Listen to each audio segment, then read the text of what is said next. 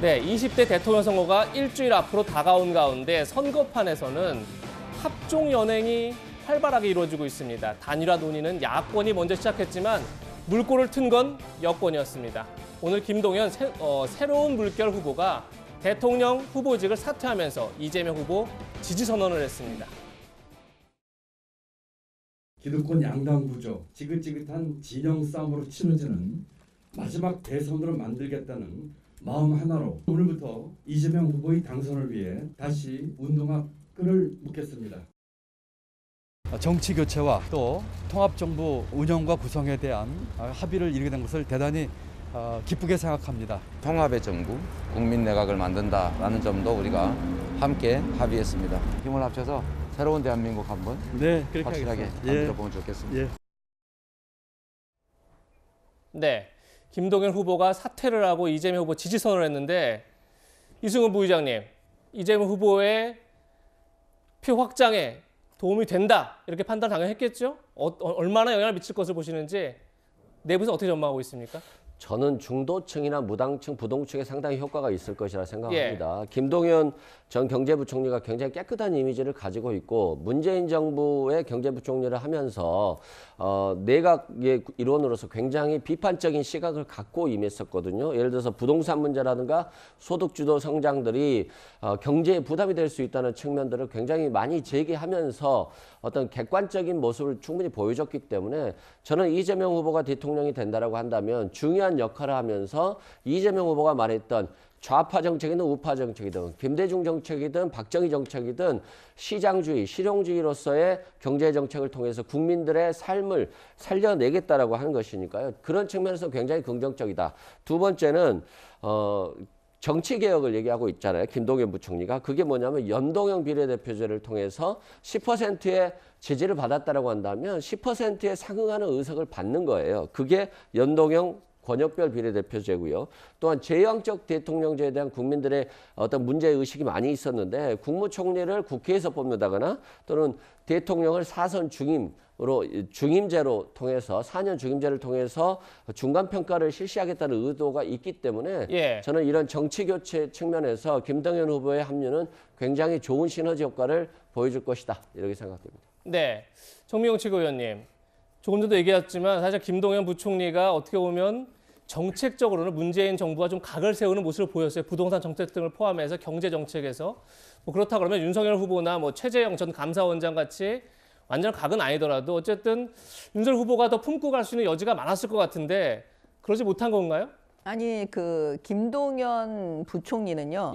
문재인 정권의 아무튼 경제 사령탑이었어요. 그렇죠. 뭐 내부에서 객관적인 시각을 가졌다고 하더라도 문재인 정권의 경제 그 정책을 막아내지도 못했고 결과적으로는 성공하지 못한 거거든요. 그렇다면은 이 부총리 김동연 부총리가 만약에 이건 내가 잘못했었다 과거에 이런 부분을 그 다음에 참회를 하고 국민의힘으로 와서 윤석열 후보를 지지해 준다면 그건 감동일 수가 있는데 문제는 뭐냐면 원래 본인이 속했던 그 시행착오를 했던 그 안에서 민주당의 이재명 후보를 지지한다 그러면요 그거는 아무런 감동도 없고 아무런 새로움도 없고 표의 확장성도 없고 아예 뭐 그냥 그곳에 그냥 돌아가신 거지 이런 그곳으로 본인의 집으로 그냥 지지해 준 거지 이렇게 생각을 하기 때문에요. 저희는 뭐 그거는 영향이 없다고 봅니다. 네, 지금 들으신 것처럼 여야의 시각차가 극명합니다. 이재명 후보를 향한 김동연 후보의 지지 선언. 과연 여야는 어떤 반응을 보였는지 직접 들어보시죠.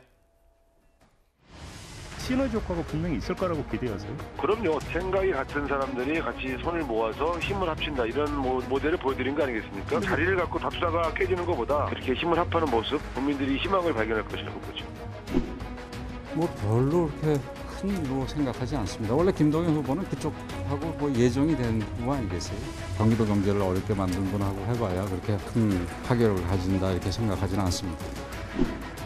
그런 정치 교체라면 과연 그 뜻이 무엇이겠는가? 이렇게 잡탕으로 만들어 놓으면 잡탕이요? 네, 아니 그렇지 않습니다. 과거에 노무현 대통령께서 그러셨죠. 원칙 없는 승리보다는 원칙 있는 패배를 선택해야 정치는 미래가 있다. 몇 표가 더 플러스가 될지는 모르겠지만 만약에 그러고도 지는 경우에는 그 후에 오는 정체성 충돌과 혼란의 그 후유증을 아마 감당하기가 어려울 겁니다. 김종우 특보께 여쭤보고 싶은데 지금 조금 들으신 것처럼 뭐 권영세 사무총장 선대본부장은 큰 파괴력이 없을 것이다 뭐 이렇게 얘기를 하고 있고요. 원희룡 정책본부장은 좀 더 심하게 얘기해서 이거 잡탕 아니냐. 이날 노무현 대통령이 했던 원칙 있는 승리가 더 중요한데 원칙 없는 패배의 길을 가고 있다. 이렇게까지 혹평을 했어요. 아니, 어떻게 들으셨어요? 박빙의 구도에서 단일화를 결렬한 것보다야 좋은 분들과 함께하는 게 좋다고 말씀하시는 게 저는 상식적이라는 생각이 드는데 뭐 서로 경쟁하는 상황이니까 그 말씀의 본뜻은 이해하겠습니다만 저는 이 상황이 왜 의미가 있다고 생각하냐면 정치 교체라고 하는 새로운 화두를 끄집어냈고요. 국민들한테 미래를 보여주는 거죠. 근데 정치 교체라고 하는 것이 추상적이지 않아요. 제왕적 대통령제를 바꾸겠다라고 명확한 입장들을 밝히고 있는 측면들이 있기 때문에 프로그램이 있는 정치 교체를 하겠다는 측면들로 말씀을 드리는 거예요. 그러니까 예를 들면 이미지가 보여지는 어떤 정치 교체라고 얘기한다면 예를 들면 정권 교체라고 말씀하시는데 정권 교체 이후에 바뀌는 상황이 뭔지에 대해서 전 잘 모르겠어요. 아직까지. 뭐냐면 그래서 이게 정치 보복이냐 또 아니면 윤핵관이 득세하는 거냐 많은 분들이 그렇게 생각하시는 거 아니겠어요? 그리고 안철수 후보처럼 고개를 절레절레 젓는 경쟁가 이런 부분이 분명히 있기 때문에 제가 볼 때는 이런 경제 문제와 관련해서 김정은 후보 같이 경제 문제에서 검증된 분이 이재명 후보와 같이 한다라고 얘기하는 건 상당히 좋은 의미가 있기 때문에 전 그런 측면에서 제가 볼 때는 소위 좋은 분들과 같이 하려고 노력하시는 모습을 최선으로 더 보여주시는 게 더 중요하다고 생각이 들어요. 알겠습니다. 여권이 오히려 단일화 성공한 가운데 지금 야권은 지지부진한 상황이죠. 내일 모레면 이제 사전투표가 시작되는데 여전히 안철수 후보는 대선 완주 의사를 밝히고 있습니다. 그런데 안 후보를 향해서 쓴소리도 역시 계속 이어지고 있습니다. 안철수 후보도 정치를 그래도 꽤 오래 한 사람인데 자기가 지금 완주를 해서 당선되리라고는 아마 생각 안 할지 모릅니다. 본인에게도 문제가 있고 혹시 만에 하나 정권 교체가 실패했을 때 생기는 이 책임 같은 거 이런 것들을 생각을 안 할 리가 없는데 왜 저렇게 완주를 고집을 하는 많은 국민들이 궁금해하는 그런 내용인데 양보하는 사람이 그 키를 가지게 됩니다.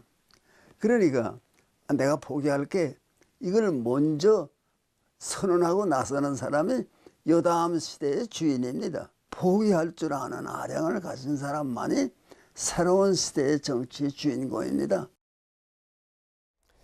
네, 정미경 최고위원님 사실 어제도 여쭤봤었는데 지금 김동길 전 교수 그러니까 지금 안철수 후보의 후원회장이세요. 후원회장까지 지금 국면에서는 양보하는 게 맞다 이렇게 압박을 하는 모양새인데 사전투표까지 이틀 남았습니다.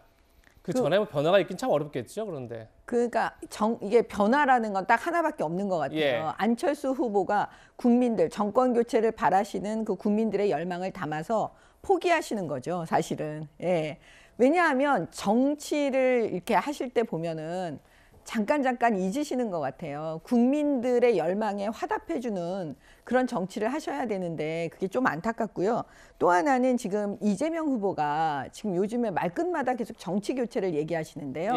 사실 저는 이거 약간 그 거짓말이라는 생각이 딱 드는 게 지난 자유한국당 시절이었던 것 같아요. 그 패스트트랙 한다고 선거제도 개혁하는 선거법 그거를 한다고 막 들고 나왔을 때 연동형 비례대표제, 뭐 제왕적 대통령제를 파괴해야 된다. 그다음에 연동형 비례대표제 한다. 그랬거든요. 그래서 보셨잖아요. 지금 그게 실패했다는 걸. 본인들도 민주당도 인정했고요. 근데 그 똑같은 얘기를 지금 정치 교체라고 하고 있는 거예요. 그러니까 이런 식으로 국민을 속이면 안 된다. 저는 이렇게 봅니다.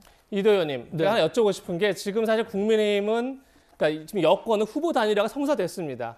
근데 사실 이제 야권 같은 경우는 후보 단일화가 안 되다 보니까 표로 단일화해달라 이런 이제 어떻게 보면 읍소라면 읍소고 요청이면 요청인데 그런 표로 단일화 가능한 얘기입니까? 그러니까 우선 뭐 여권 후보 단일화라고 뭐 말하기는 쉽지 않죠. 왜냐하면 김동연 부총리는 원래 문재인 정권 사람입니다. 같은 편끼리 협력하는 걸 무슨 후보 단일화라고 하겠습니까? 심상정 후보나 안철수 후보랑 단일화하면 그건 후보 단일화라고 얘기할 수 있겠죠.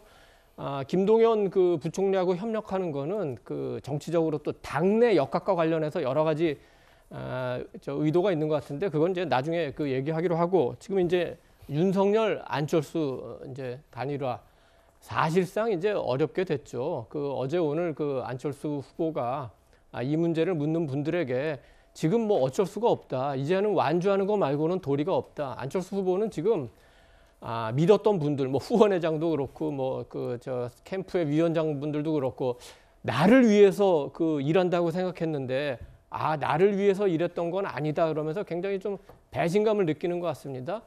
뭐 그렇게 생각할 수도 있어요. 그렇지만 뭐 공자는 왜 하필 이익을 얘기합니까? 오직 인의가 있을 뿐입니다 얘기했지만 그건 공자 시대 얘기고 지금은 리가 중요하죠. What's in it for me? 도대체 이게 나한테 무슨 이익인가? 캠프에 있는 분들도 안철수 후보가 당선되길 원하지만 권력에 참여함으로써 자기의 어떤 그 역할 같은 것도 굉장히 중요시합니다. 그런데 캠프에 있는 분들이 볼 때는 윤석열 후보 측에서 내건 제안한 안이 인수위부터 정부부터 당의 역할부터 심지어는 청와대 구성까지 공동으로 한다는데 이런 정도의 양보안을 안 받으면 도대체 뭘 원하는 거나 이런 얘기를 할 수 있는 거고 안철수 후보는 그럼에도 불구하고 내가 제시한 여론조사를 받지 않았다 이런 얘기인데 그래서 국민의힘 쪽에서는 이제 마지막으로 좋은 관계를 유지하기 위해서 또 너무 야멸차 보이지 않기 위해서 계속 협력의 끈을 이어가려 하겠지만 실제적으로 이건 끝난 얘기입니다. 네. 안철수 후보 입장에서는 어떤 권력을 나누는 차원의 얘기보다는 본인이 얘기했던 조건에 대한 답이 없었다. 그런 얘기를 했다는 점도 함께 밝혀드리도록 하겠습니다.